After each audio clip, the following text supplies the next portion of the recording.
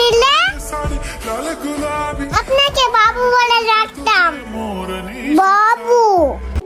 বর্তমান সময়ের মানুষ এতটা নিচে নাইমা গেছে, তারা সামান্য লাইক ভিউর জন্য তাদের মা বাবার কসম কাটতেও একটু দ্বিধাবোধ করে না। কিছু মানুষ তো আল্লাহর কসমও কাটে। যেই 6 বছরের বাচ্চা মেয়েকে শেখানোর কথা ইসলাম, সেই 6 বছরের বাচ্চা মেয়েকে দিয়ে মানুষ টিকটকে ভিউ অর্জন করে। সাধারণ মানুষকে নিয়ে কি বলবো, এখন তো কিছু হুজুররাও টিকটকে আইসা নষ্টামি করে। যেই বয়সে নারী পর্দায় থাকার কথা, সেই বয়সে নারী বেপর্দায় চলাফেরা করে। আর দেশের মানুষ দর্শন কেন কমে না এইটা নিয়ে বাড়াবাড়ি করে। কথায় আছে, নিজে ভালো তো জগৎ ভালো।